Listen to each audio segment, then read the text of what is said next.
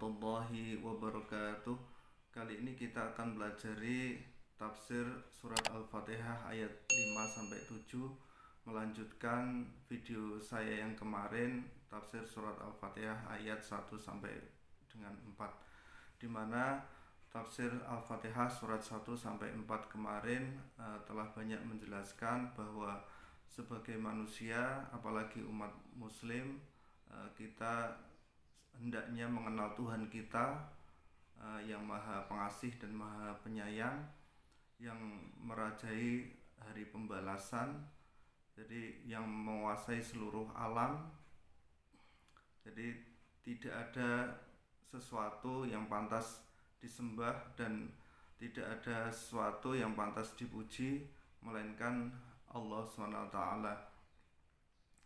Jadi hendaknya kita senantiasa memuji pada Allah atas segala karunia-Nya, dan tidak hanya lewat lisan saja, akan tapi juga harus meyakini dalam hati, beriktikad bahwa segala anugerah yang diberikan pada Allah ini harus kita syukuri bilisan dan dengan keyakinan hati.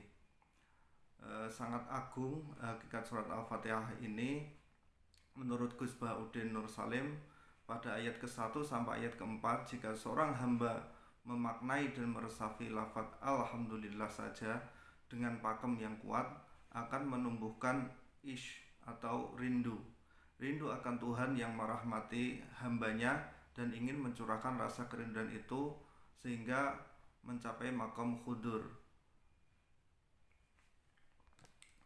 Maqam khudur ini diekspresikan lewat redaksi ayat kelima, Iyyaka na'budu wa iyyaka nasta'in.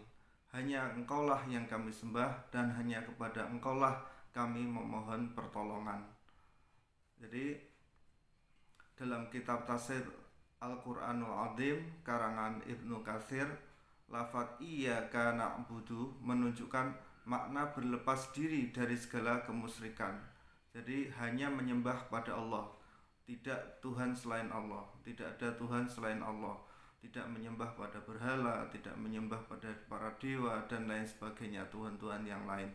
Sedangkan Iyyaka nasta'in menunjukkan makna berlepas diri dari upaya dan kekuatan serta berserah diri kepada Allah SWT, sepenuhnya pasrah terhadap Allah SWT. Pada redaksi ayat ini, Ki Haji Mustafa Bisri menjelaskan dalam tafsir Al-Ibris bahwa Allah sebagai pihak kedua. Ayat ini berisi keharusan untuk beribadah dengan melakukan apa yang diperintahkan oleh Allah SWT. Ibadah tidak bisa jika tidak ditolong oleh Allah. Na'budu itu manifestasi dari syariat. Kami menyembah itu manifestasi dari syariat. Nasta'in, kami meminta pertolongan, sebagai hakikat. Jadi hakikat ibadah itu karena kita ditolong oleh Allah SWT sehingga mampu untuk menyembah kepadanya, mengabdi kepadanya. Pada dua ayat tersebut sebenarnya mengajarkan kepasrahan total seorang, baik dalam beribadah dan memohon atau meminta pertolongan. Totalitas kepasrahan itulah sebenarnya yang menunjukkan jati diri umat Islam yang sejati. Sebagai yang kita ketahui bersama, Islam maknanya berserah diri ya. Jadi di sini kita dituntut untuk memasrahkan diri kita sepenuhnya pada Allah SWT. Ihdinas siratal mustaqim, ayat selanjutnya ayat ke-6, tunjukilah kami jalan yang lurus. Bacaan yang dilakukan oleh jumhur ulama ialah as-sirat dengan memakai shad ya. Tetapi ada juga yang membaca sirat dengan memakai sin. Ada juga yang membacanya zirat dengan memakai zain atau za. Menurut Al-Fara ini berasal dari dialek Bani Udroh dan Bani Kalb. Akan tapi di Indonesia dan mayoritas di dunia itu menggunakan shad. Ihdinas siratal mustaqim, seperti itu. Dalam Kamus Besar Bahasa Indonesia, petunjuk atau bimbingan dari Tuhan bisa diartikan hidayah. Jadi tadi kan ihdinas siratal mustaqim, tunjukilah kami jalan yang lurus. Nah, ini berkaitan erat dengan hidayah. Ayat ini sangat berkaitan erat dengan hidayah. Ibnu Katsir berpendapat bahwa al-hidayah atau hidayah yang dimaksud dalam ayat ini ialah bimbingan dan taufik atau dorongan. Jadi tidak sekedar meminta petunjuk pada Allah, setelah ditunjukkan lalu kita minta supaya diberi taufik, kekuatan untuk melaksanakan petunjuk dari Allah tersebut.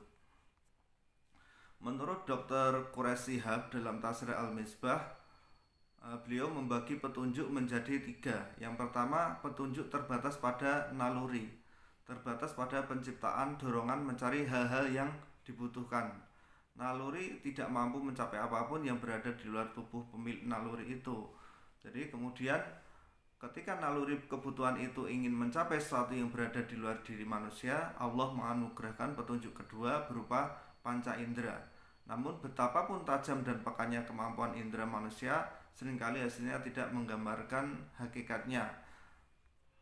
Oleh karena itu, petunjuk ketiga yaitu berupa akal yang mengkoordinasikan semua informasi yang diperoleh indera, kemudian membuat kesimpulan-kesimpulan yang sedikit atau banyak dapat berbeda. Seperti Nabi Ibrahim ketika waktu kecil, beliau mencari-cari, oh segala sesuatu ini kok penuh keteraturan, pasti ada sesuatu yang ada Tuhan yang mengatur semua ini. Tapi siapa Tuhan itulah? Itu mulai dengan akalnya dicari, oh, apa ini ya, bulan ya, oh apa matahari ya. Ternyata semuanya ini. Akhirnya beliau menemukan bahwa segala sesuatu ini yang mengatur adalah Allah SWT. Mengenai kalimat siratal mustaqim, Imam Abu Ja'far Ibnu Jarir, semua kalangan ahli takwil telah sepakat yang dimaksud dengan siratal mustaqim ialah jalan yang jelas lagi tidak berbelok-belok atau lurus. Dan diriwayatkan pula yang dimaksud sirat yaitu kitabullah alias Al-Quran. Sufyan As-Syauri juga berpendapat siratal mustaqim adalah Al-Quran berdasarkan hadis Rasulullah SAW, as-siratul mustaqimu kitabullah. Siratal mustaqim adalah kitabullah. Sedangkan Az-Zahab memaknai siratal mustaqim adalah al-Islam atau agama Islam. Ini juga jalan dengan pendapat Ibnu Al-Hanafiyah dan Abdurrahman bin Zaid bin Aslam. Nah, ini sebenarnya bisa dikolaborasikan ya, bisa kita tarik kesimpulan petunjuk atau hidayah yaitu agama Islam dan perangkatnya yaitu berpegang kepada kitabnya Al-Quran. Jadi pendapat pertama dan kedua itu bisa dikolaborasikan seperti itu. Kemudian siratal ladzina an'amta 'alaihim ghairil maghdubi 'alaihim waladdallin, yaitu jalan orang-orang yang telah engkau beri nikmat kepada mereka, bukan jalan mereka yang dimurkai dan bukan pula jalan yang mereka sesat. Jadi kata nikmah atau nikmat yang dimaksud oleh ayat terakhir surah Al-Fatihah ini adalah nikmat yang paling bernilai, yang tanpa nikmat itu nikmat-nikmat yang lain tanpa ada artinya, yaitu nikmat yang hakiki yang hanya diberikan kepada hambanya yang Ar-Rahim. Kalau Ar-Rahman itu bersifat umum, maka Ar-Rahim bersifat khusus, yaitu orang-orang mukmin yang senantiasa beribadah menyembah pada Allah SWT saja, tidak menyekutukan Allah SWT. Firman Allah siratal ladzina an'amta 'alaihim berkedudukan menafsirkan makna siratal mustaqim tadi. Jadi jalan yang lurus itu jalan yang bagaimana toh, yaitu siratal ladzina an'amta 'alaihim. Dahak meriwayatkan dari Ibnu Abbas bahwa orang-orang yang peroleh anugerah nikmat dari Allah SWT adalah mereka yang disebutkan di dalam surat An-Nisa ayat 69. Sedangkan Abu Ja'far Ar-Razi memaknai siratal ladzina an'amta 'alaihim adalah para nabi, sedangkan Ibnu Jurayj yang dimaksud dengan mereka adalah orang-orang yang beriman. Ini pendapat lain dari Waqi, yang dimaksud mereka yaitu orang muslim. Ghairil maghdubi alaihim, bukan jalan mereka yang dimurkai. Mereka adalah orang-orang yang telah rusak kehendaknya. Mereka menyimpang dari jalan Allah. Waladdallin, bukan pula jalan mereka yang sesat. Mereka yang dimaksud adalah orang-orang yang tidak berilmu agama. Kemudian mereka menuju arah kesesatan tanpa mendapatkan hidayah, atau mendapatkan hidayah tapi tidak bisa melaksanakan hidayah tersebut. Mungkin itu saja dari saya. Terima kasih telah menyimak video saya. Jangan lupa like dan subscribe agar saya lebih bersemangat lagi dalam membuat materi dan video.